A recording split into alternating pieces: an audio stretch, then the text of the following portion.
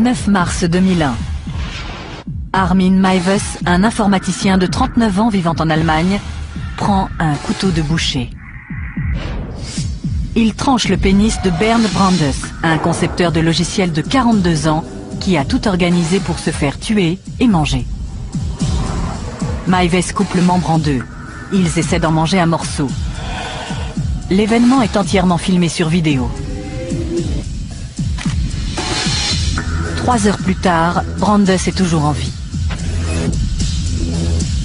Meiwes le tue en lui plongeant un couteau dans la gorge.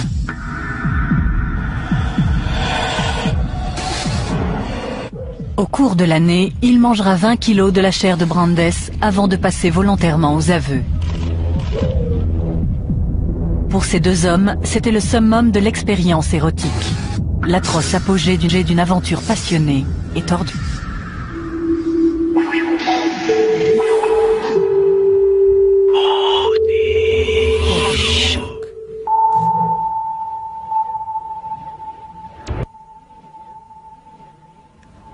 Décembre 2003. Armin Meiwes passe en jugement pour meurtre.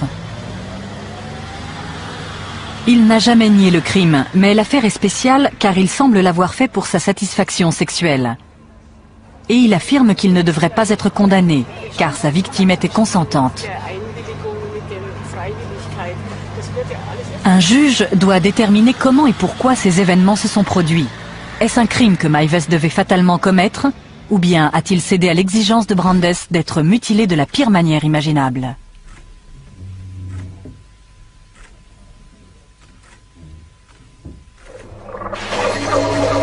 Ils font connaissance sur Internet le 5 février 2001. Un mois plus tard, Frankie allait rencontrer Kator en personne.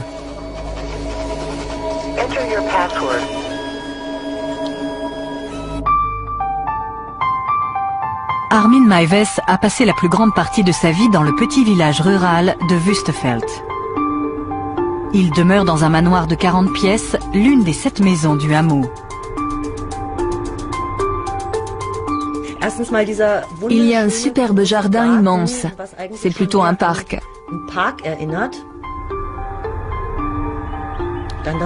Et la maison a plus de 700 ans.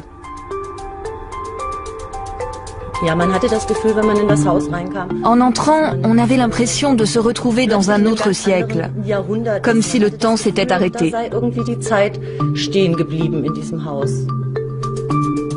Meiwes a 8 ans en 1969 lorsque son père abandonne la famille. Peu après, ses frères déménagent. Il vit alors seul avec sa mère, Waltraud. Elle va dominer sa vie.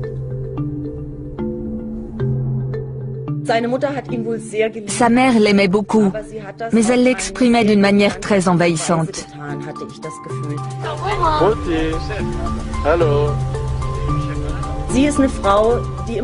C'était une femme qui rêvait de recevoir sa famille, ses enfants et des amis, que sa vaste demeure soit pleine d'animation. Mais ça ne s'était pas passé ainsi dans sa vie. Elle était seule, ses 2 fils aînés étaient partis et elle n'avait qu'Armin qui devait accepter tout son amour. Très tôt, étouffé par les attentions de sa mère et connaissant peu de monde, Armin se met à rêver. Il s'invente un petit frère imaginaire, Frankie.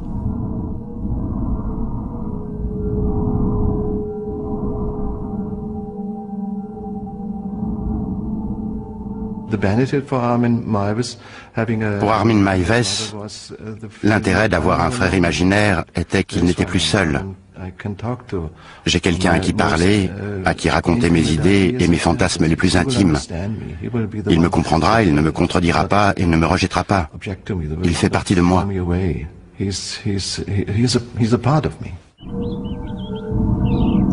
Il crée ses propres contes de fées, dont il dit qu'il se les rappelle encore parfaitement.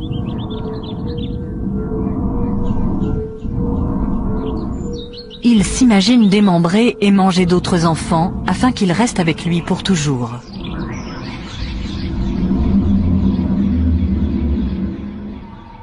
Pendant son adolescence, Meiwes demeure le serviteur dévoué de sa mère. Certains commencent à remarquer son absence de la vie du village.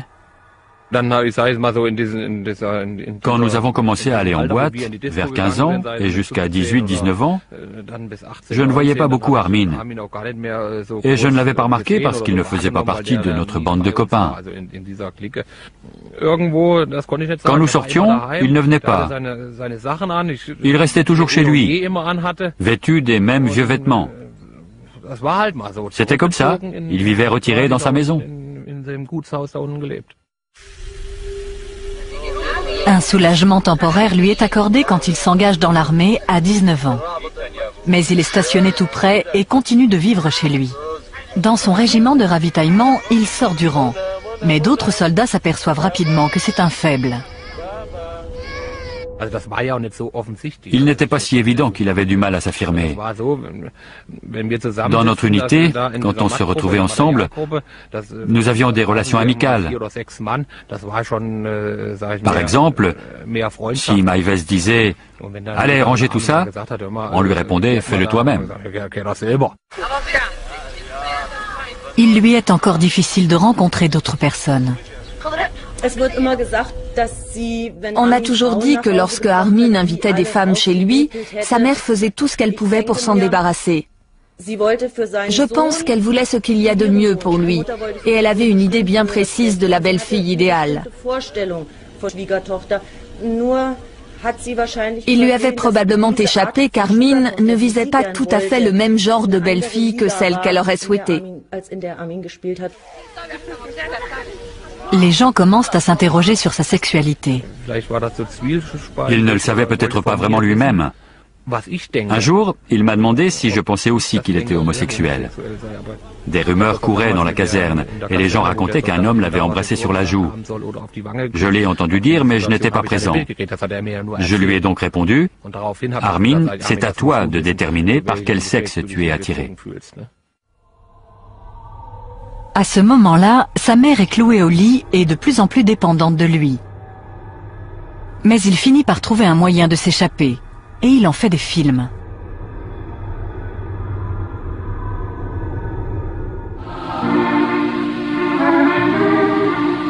À l'armée, il a rencontré un groupe d'amateurs de voile qui organise des expéditions au large de la côte allemande. Armin fait sa première croisière en 1991. Il dit à sa mère que l'armée l'envoie dans un camp d'entraînement pour 2 semaines.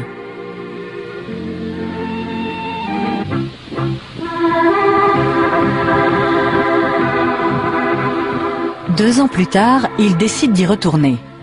Cette fois-ci, il veut le consentement de sa mère. Mais elle n'accepte de le laisser partir que si elle rencontre l'organisateur du voyage.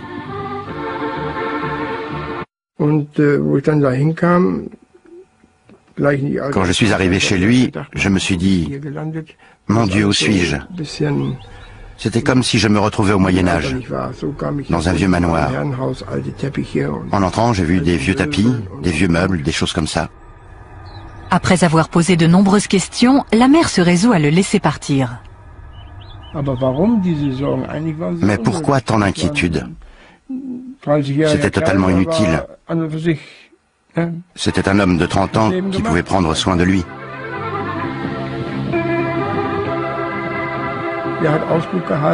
Il faisait le guet, il s'occupait des voiles, et toutes les corvées qu'on doit faire à bord, il les faisait avec joie, une vraie joie.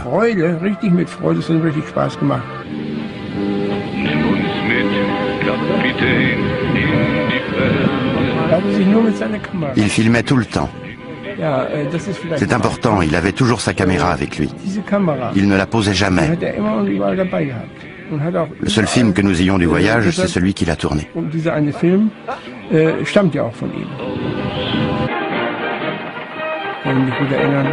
Quand nous nous reposions, il préparait des pâtes. Il adorait ça.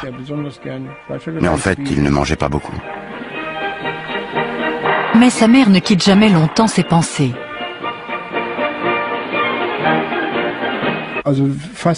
Il l'appelait quasiment tous les 2 jours. Il était évident que c'était une obligation. Je suppose qu'il avait des ordres. Tu m'appelleras pour me donner de tes nouvelles, mon fils.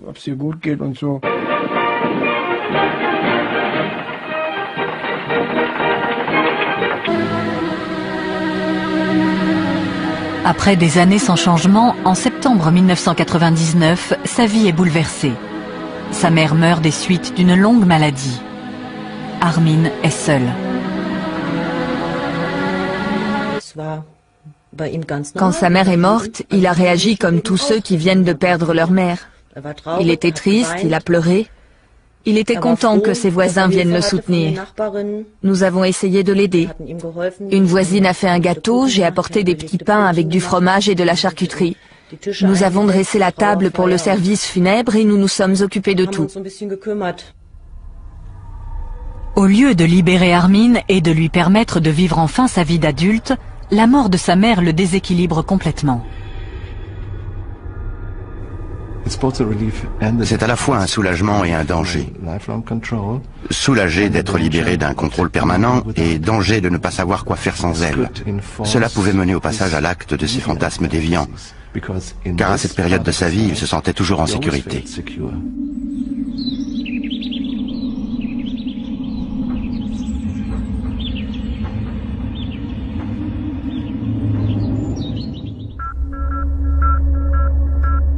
Bernd Brandes disparaît le 9 mars 2001. À 42 ans, le concepteur de logiciels berlinois s'est porté volontaire pour être abattu par Armin Meiwes. Le jour où il ne s'est pas présenté au travail, nous ne nous sommes pas trop inquiétés. Il n'était pas inhabituel qu'un collègue soit un peu en retard. Mais quand nous sommes partis déjeuner et qu'il n'était toujours pas là, nous avons commencé à attendre qu'il nous appelle. Sur son répondeur, une voix d'homme lui demandait de rentrer le plus vite possible. Et le ton était très malheureux. Je ne savais pas du tout qui c'était.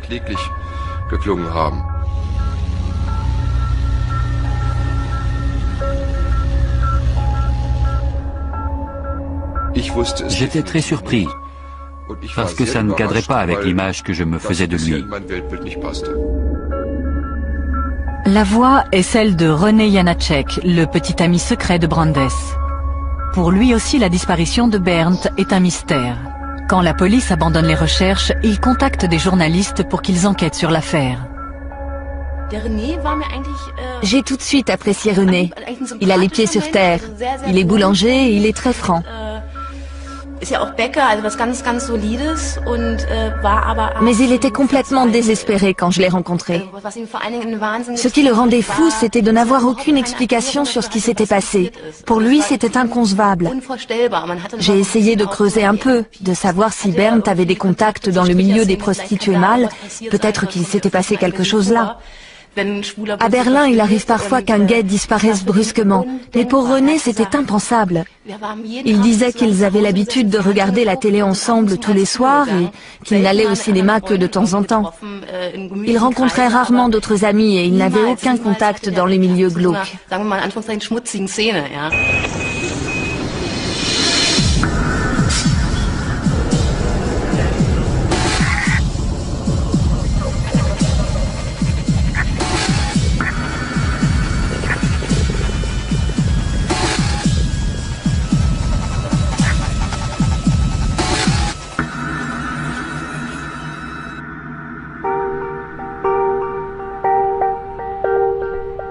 Avant sa disparition, cela faisait 15 ans que Brandes travaillait chez Siemens.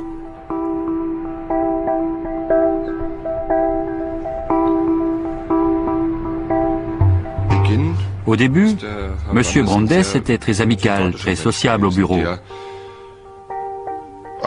Il s'amusait avec ses collègues et il racontait des blagues. Après sa rupture avec Ariane, sa petite amie de longue date, Brandes n'attend que 3 mois avant de chercher quelqu'un d'autre. Il m'a dit qu'il ne pouvait pas rester seul et il a décidé de se trouver une nouvelle petite amie. En cherchant dans les petites annonces de rencontres et sur Internet, il a initié de nouvelles amitiés et organisé des dîners.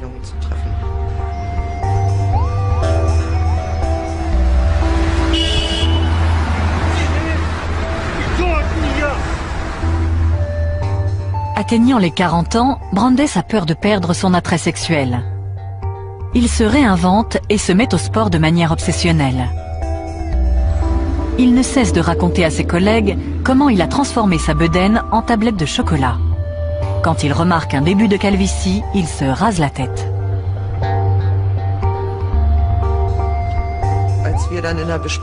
Il est arrivé à une réunion et il a obtenu la réaction qu'il attendait. Nous l'avons à peine reconnu sans ses cheveux. Bernd était le genre de personne qui adorait provoquer des réactions.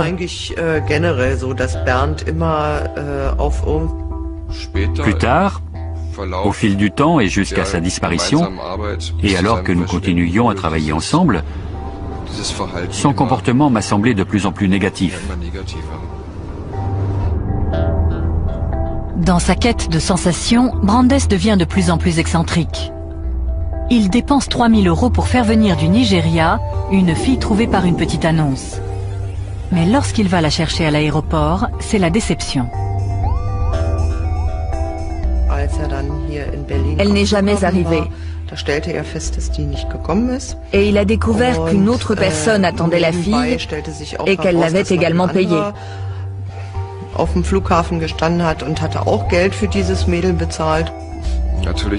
Naturellement, nous, ses collègues, ça nous a fait sourire. Nous pensions, comment peut-on envoyer de l'argent comme ça? Mais il était très irrité, très en colère. Il était tellement furieux qu'il nous a annoncé qu'il allait peut-être aller là-bas pour voir ce qu'était devenu son argent. Il disait que c'était vraiment incorrect. Ses efforts pour pimenter sa vie sont enfin récompensés lorsqu'il rencontre une femme nommée Alexandra.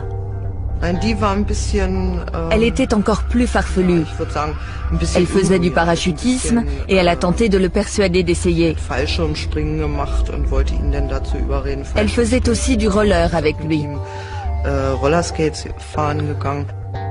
Mais au bout de quelques mois, sa relation avec Alexandra s'étiole.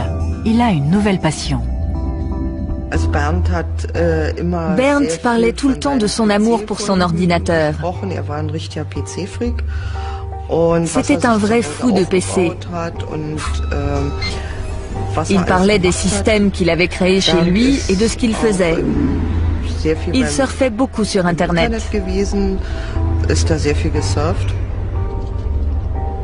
Il finit par trouver quelqu'un qui partage sa passion pour l'informatique. Je savais que Bernd était ami avec un homme et que celui-ci vivait chez lui. Mais ça ne veut pas forcément dire qu'il était homosexuel. Il s'intéressait aux mêmes choses et lui aussi aimait surfer sur Internet. Ils travaillaient ensemble à la construction d'un réseau informatique. Il n'a rien dit de plus à ce sujet et pour moi c'était parfaitement crédible.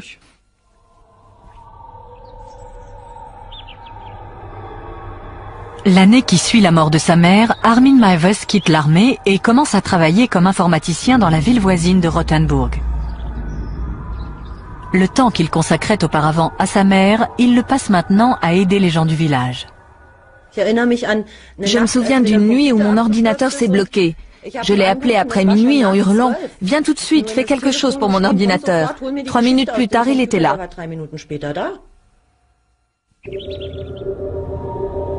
Pour faire de nouvelles rencontres, Meiwes se met à fréquenter le Blue Moon, une maison close située dans une zone industrielle voisine. Mais à la fin de la nuit, on le trouve souvent endormi au bar, seul. Physiquement, ce n'était pas le mâle dominant parmi d'autres mâles. Son apparence donnait l'impression qu'il était homosexuel. Mais nous n'en étions pas sûrs, car à ce moment-là, il s'intéressait à moi. Je trouvais ça ridicule. Ça aurait été comme avoir une relation sexuelle avec Mickey.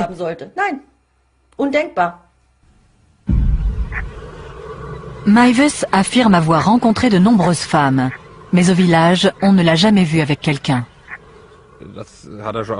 Il m'a dit qu'il était fiancé avec une fille de Kassel. Je lui ai répondu en plaisantant, « Armin, qui pourrais-tu vraiment ramener dans la maison de Wüstefeld? Jamais je n'aurais osé amener une fille dans cet endroit. »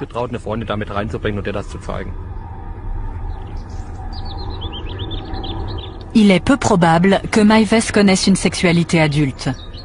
il se referme sur son monde intérieur. Ses fantasmes d'enfant, il les exprime maintenant de manière sexuelle.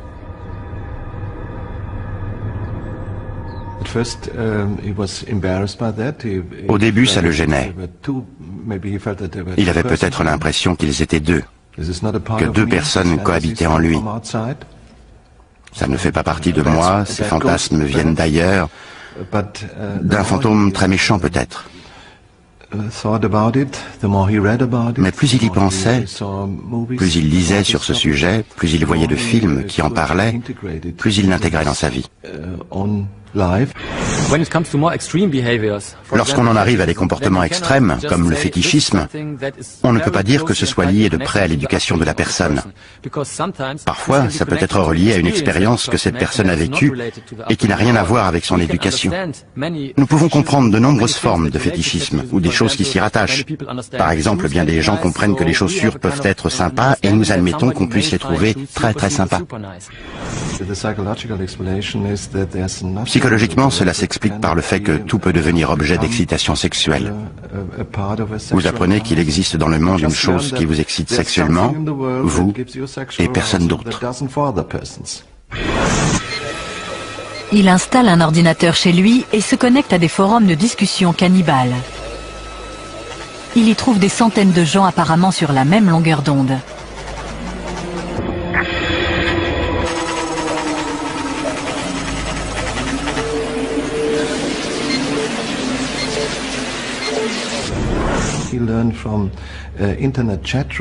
Par les forums Internet, il a appris qu'il existe beaucoup d'autres personnes dans le monde qui disent vouloir être égorgées, qui disent qu'elles cherchent quelqu'un pour les tuer et les consommer, ce qui a renforcé sa deuxième forme de sexualité de manière obsessionnelle.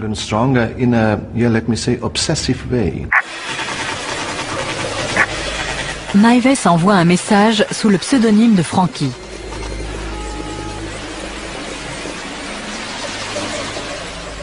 Tandis qu'il poursuit ses recherches secrètes sur le cannibalisme sur Internet, de l'extérieur, rien ne semble avoir changé. Il s'adapte parfaitement à la situation, à leurs différences, leur monstruosité. Ils le savent et se taisent, c'est normal. Seul changement notable dans sa vie, il commence à réparer sa maison à présent complètement délabrée. Il ne pouvait pas entretenir la maison comme il le voulait. Il a fait des petites choses. Il a peint l'extérieur. Elle avait l'air bien, du moins de dehors.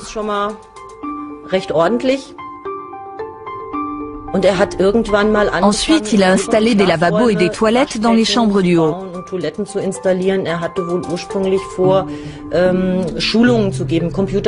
Au départ, il voulait donner des leçons d'informatique et pouvoir offrir l'hébergement aux clients assistant au séminaire de fin de semaine.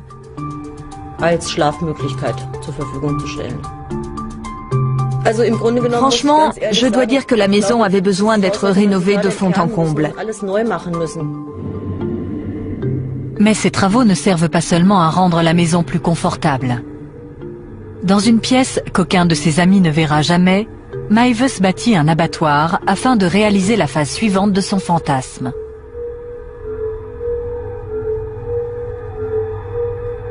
Il construit une cage.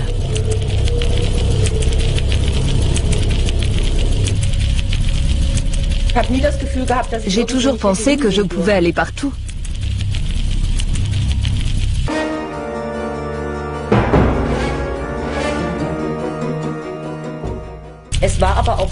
Il est vrai qu'il ne vivait qu'en bas. Nous n'avions aucune raison de monter, nous restions en bas.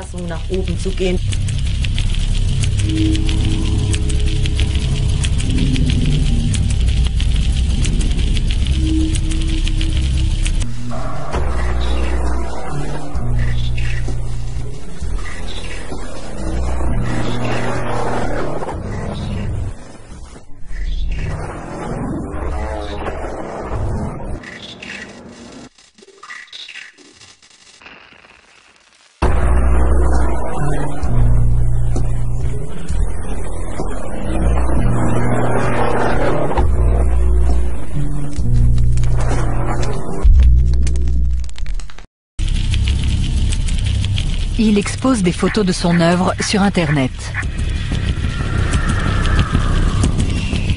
Au cours de l'année suivante, il commence à attirer l'attention. Certains veulent juste discuter boucherie. D'autres veulent voir son abattoir. Quand des gens viennent le voir chez lui, Meiwes dessine des lignes sur leur corps, là où il dit qu'il inciserait. Il les suspend par les pieds grâce à une poulie fixée au plafond. Mais il s'aperçoit que rares sont ceux qui veulent pousser leur fantasme au-delà du jeu de rôle. Tous repartent indemnes.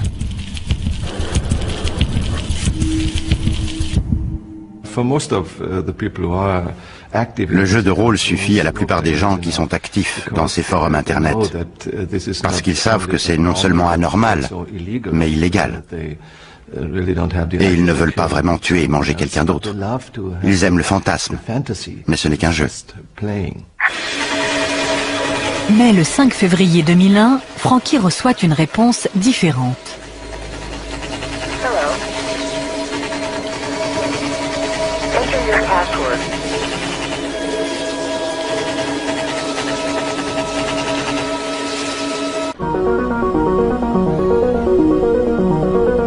L'année précédant sa disparition voit un changement radical dans la vie de Bernd Brandes. Il s'installe avec René Janacek, un boulanger qu'il a rencontré par les petites annonces.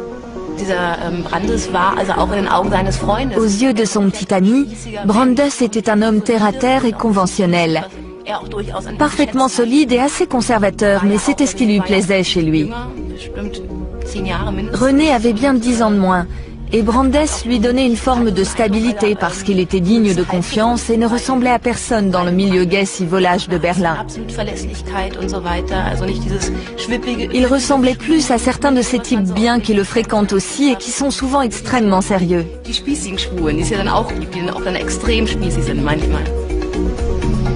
Brandes cache cette relation à ses collègues. Pendant toute la période où j'ai connu M. Brandes, il n'a jamais été évident qu'il avait des tendances homosexuelles, ou qu'il était attiré, ou qu'il était passé à l'acte.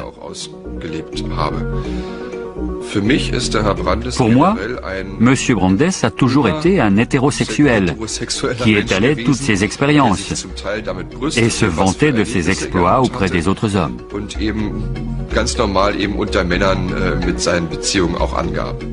À l'insu de ses collègues et de René, Brandes commence à voir des prostituées hommes qu'il lève à la gare centrale de Berlin. Il leur demande de le fouetter jusqu'au sang. Plus d'une fois, il leur demande de lui croquer le pénis. Il offre des milliers d'euros. Aucun prostitué n'accepte. Il va chercher plus loin la satisfaction de ses désirs masochistes. Il découvre les forums cannibales et s'inscrit sous le nom de Cator. À mon avis, afficher des messages sur ce genre de site internet n'est pas le signe d'un comportement sexuel normal. Mais ça n'a rien de vraiment inquiétant, si on le fait juste pour s'amuser.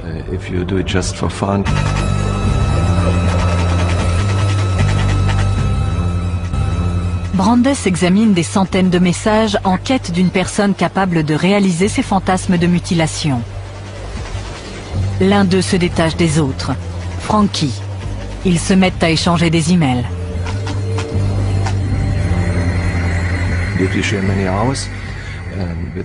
Si on passe de nombreuses heures devant son ordinateur pour trouver des gens avec qui partager ses fantasmes obscènes, je pense qu'on a un problème. Un mois à peine après la rencontre internet de Frankie et de Cator, les deux hommes organisent en détail la réalisation de leurs fantasmes. Comme d'habitude, Brandes part tôt de chez lui, comme s'il allait travailler. René dort encore. Il se rend à la gare centrale de Berlin. Il achète un billet pour Kassel, à l'autre bout de l'Allemagne. Aller simple. Il paye en espèces afin que personne ne puisse reconstituer son voyage.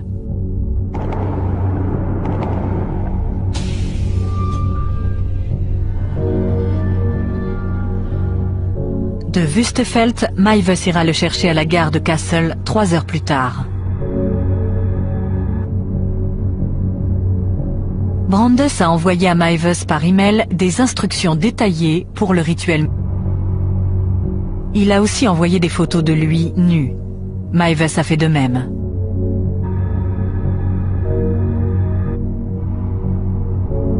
Le matin, Brandes efface de son ordinateur tout ce qui pourrait révéler sa destination. On ne l'attendra pas au bureau. Il a pris un jour de congé. Il a fait exprès de ne pas manger, afin que ses intestins soient vides. Selon les sites cannibales, ça rendra l'exécution plus facile et sa chair plus savoureuse.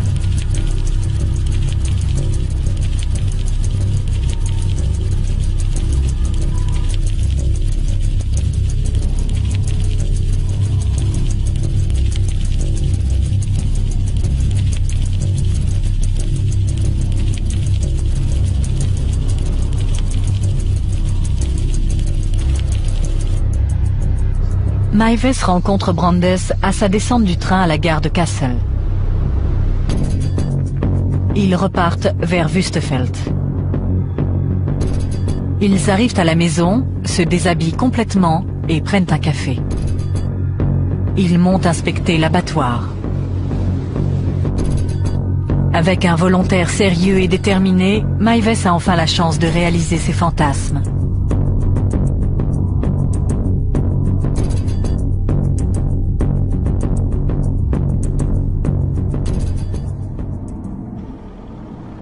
Mais au moment crucial, il ne peut se résoudre à mordre dans Brandes. Brandes décide alors de rentrer chez lui sans avoir réalisé ses fantasmes.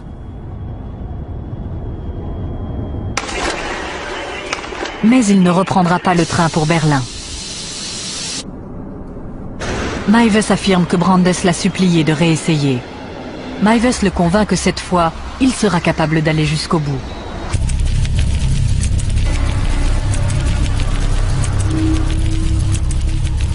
Brandes achète des somnifères, du sirop contre la toux et du schnapps. Pour être somnolent, il avale le tout en revenant à Wüstefeld.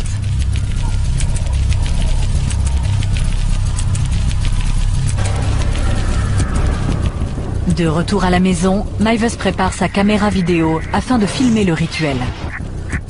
Il tranche le pénis de Brandes. Il le coupe en deux pour qu'ils puissent en manger chacun un morceau. Mais il est trop dur. Meiwes descend le faire cuire à la cuisine, tandis que Brandes entre dans la baignoire.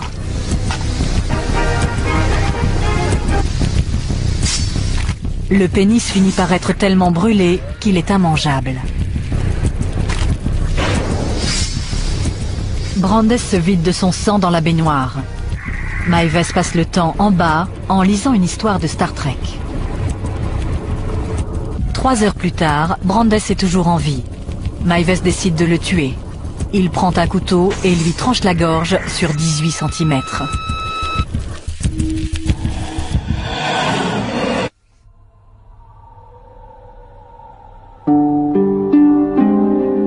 Meiwes enterre la peau et les entrailles dans son jardin.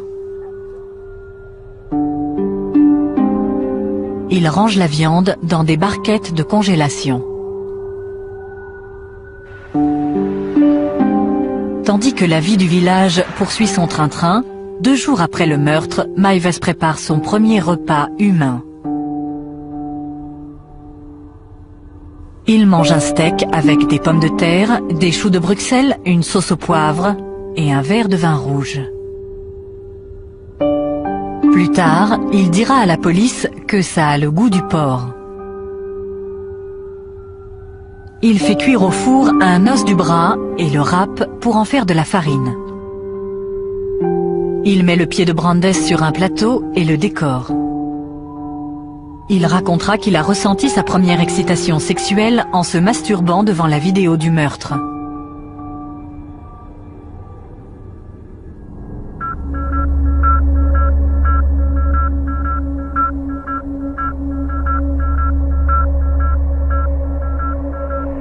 J'avais l'impression qu'il s'était passé quelque chose de louche.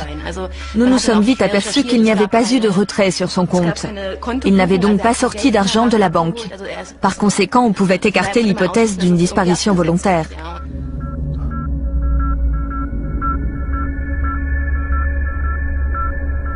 D'autres indices font surface. Un ami de René se souvient avoir vu Brandes dans une gare de Berlin le jour de sa disparition. Nous sommes allés à la gare de Charlottenburg et nous nous sommes dit, nous sommes là, qu'est-ce qu'on peut bien faire à partir d'ici? Où peut-on aller? Nous avons tenté de reconstituer les faits.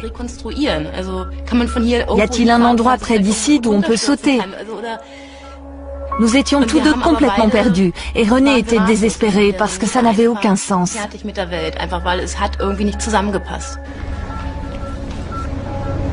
En dernier recours, ils font paraître une annonce dans le journal avec une photo de Brandes. Plusieurs semaines passent sans réponse.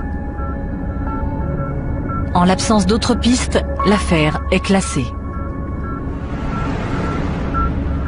À présent, Meiwes est le seul à savoir ce qui s'est passé le 9 mars 2001. À Wüstefeld, personne n'a le moindre soupçon. De l'extérieur, les gens ne se rendront peut-être jamais compte que le fantasme est devenu réalité, parce qu'ils n'ont jamais su qu'il y avait un fantasme. Donc, d'un côté, la personne qui commet le crime ou réalise le fantasme a l'habitude de garder le plus grand silence et de ne jamais montrer le moindre signe de cet accomplissement. Et de l'autre, les gens ne s'aperçoivent pas du changement, parce qu'il n'y a probablement pas grand changement. Au cours des mois suivants, Meiwes continue à cuisiner et à manger la chair de Brandes. Mais ses fantasmes sont réalisés et il est à nouveau seul. Il se retrouvait le même qu'avant. Il se retrouvait seul. Il n'avait pas de partenaire. Et il avait toujours ses rêves. C'est une sorte d'obsession, comme un alcoolique qui dit qu'il ne boira plus jamais. Mais des mois ou des années plus tard, il se remet à boire. Et tout ce qu'il a pu dire n'est rien, parce que cette obsession, cette dépendance fait toujours partie de sa personnalité. C'est pareil avec un cannibale.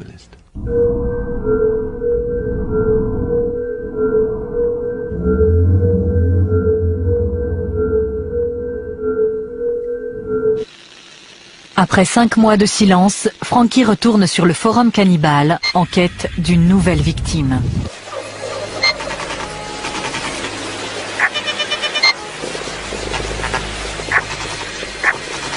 Pour convaincre de son sérieux, il donne des détails sur son crime.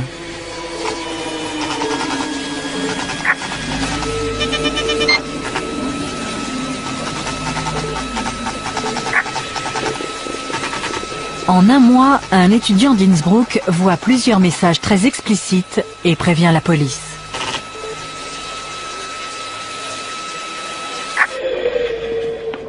À 8h45, le 10 décembre 2002, près de 2 ans après le meurtre, 7 agents de police se présentent chez Meiwes. Il est mis en examen pour glorification de la violence. Quand on lui demande s'il a vraiment mangé de la chair humaine, il répond « peut-être ».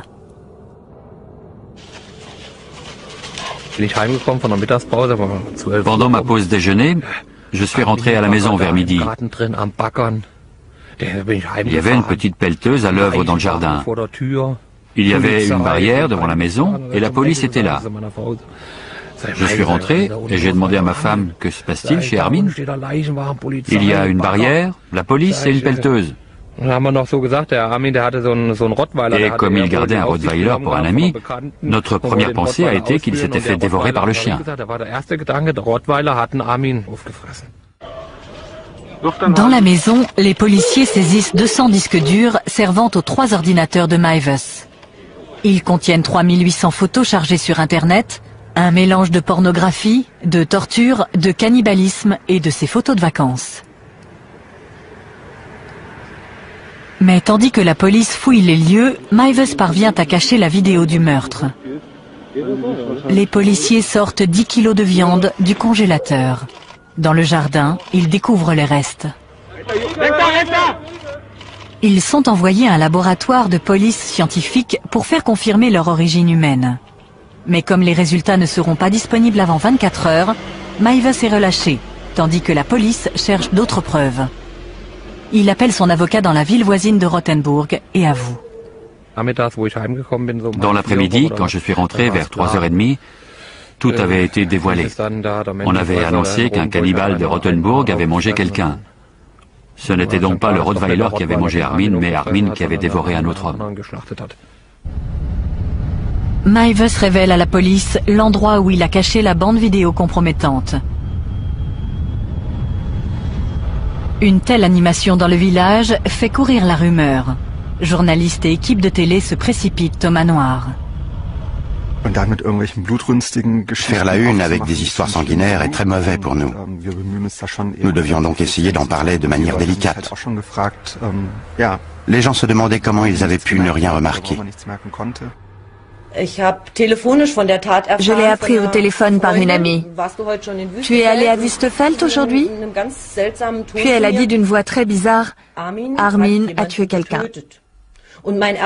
J'ai pensé qu'il avait eu un accident et que malheureusement quelqu'un était mort.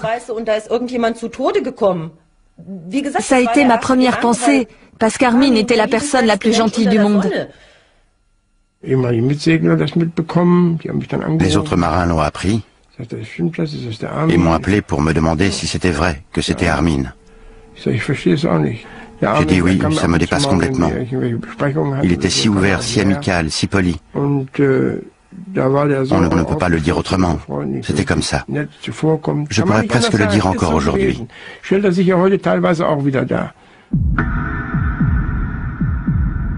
Les anatomopathologistes calculent qu'il manque 20 kilos de chair sur les restes de Brandes.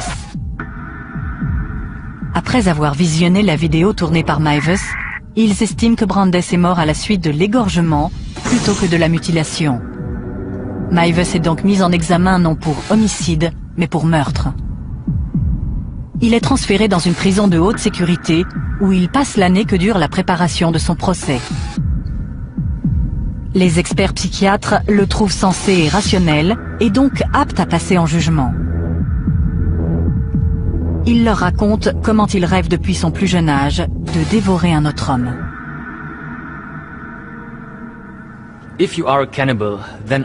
Si vous êtes cannibale, à l'évidence, vous êtes très différent. Et vous souffrez d'un type de modification psychologique. Mais ce n'est pas la même chose que dans les maladies psychiatriques, telles que la schizophrénie ou la paranoïa par exemple, où les gens croient vraiment que les choses qu'ils entendent ou perçoivent ou sentent sont réelles. Ici, il s'agit de gens qui savent que leurs fantasmes n'ont rien à voir avec ceux des autres. Mais ils n'y peuvent rien. Donc, dans un sens, ils sont différents. Mais ils ne souffrent pas du type de maladie mentale extrêmement grave que nous remarquerions immédiatement dans la rue.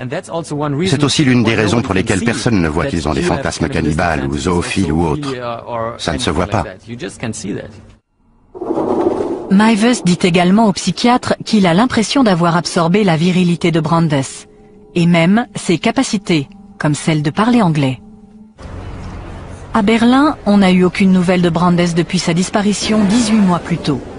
Et soudain, son visage réapparaît aux informations.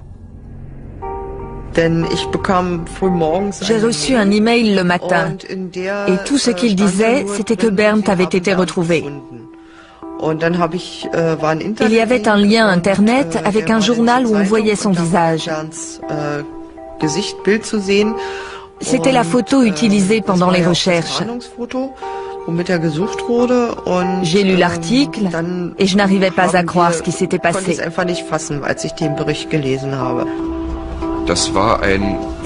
C'était un Bernd Brandes complètement différent de celui que nous connaissions. Nous ne l'aurions jamais imaginé comme ça. Ça ne nous aurait jamais traversé l'esprit.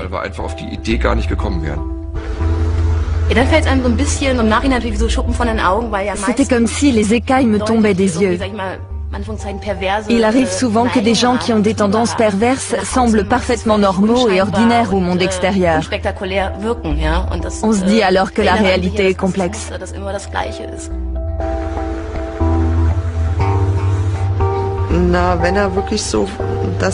S'il a vraiment fait tout ça comme on le dit, alors je dois dire honnêtement que c'était un très bon acteur.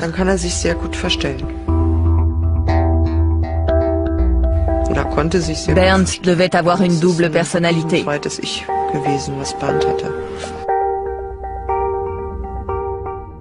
Je pense que personne ne comprend pourquoi il a voulu faire ça. L'une des raisons est évidente. Vous ne voulez pas exister, vous voulez disparaître complètement, mais en même temps, ça vous donne du pouvoir. C'est une sorte de domination par le bas. Je suis très faible, mais quelqu'un va me manger, et aussi longtemps que je vivrai, il va m'aimer parce que je me laisse manger. Et il est évident que je possède une énergie qui lui est précieuse. Je suis donc faible, mais de ma faiblesse naît le pouvoir, car l'autre me veut.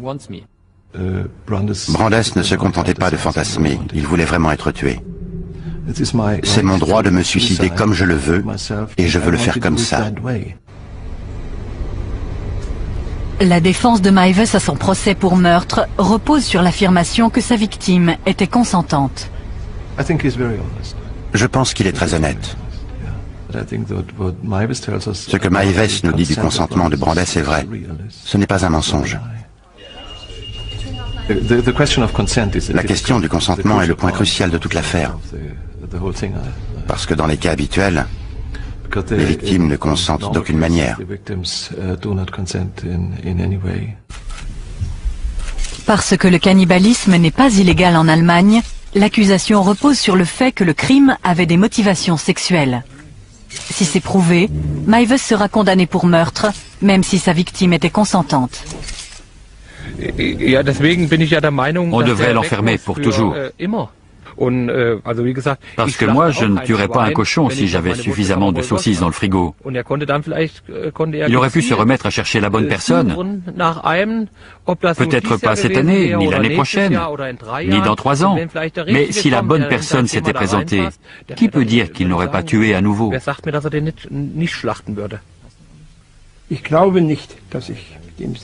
Je ne pense pas que je retournerai faire de la voile avec lui.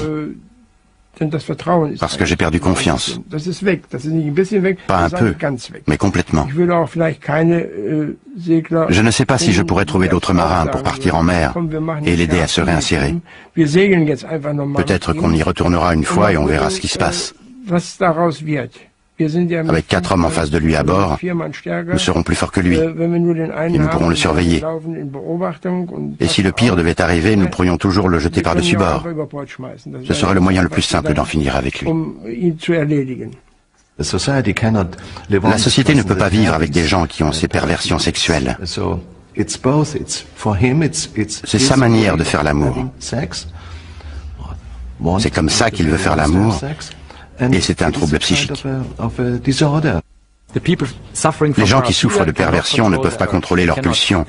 Ils ne peuvent même pas s'empêcher d'y penser. Ils ne peuvent pas se dire « je veux m'endormir, je ne veux plus y penser ». Ça ne marche pas comme ça.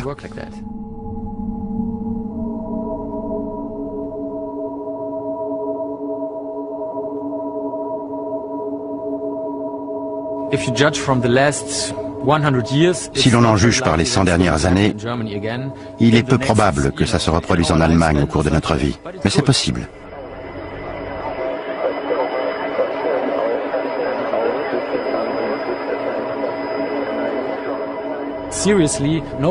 Sérieusement, personne ne devrait sous-estimer l'influence de notre monde moderne.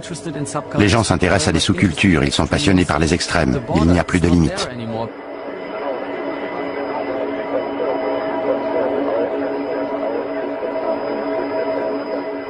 Les sous-cultures sont de plus en plus accessibles par le net. Alors il est possible que ça se reproduise.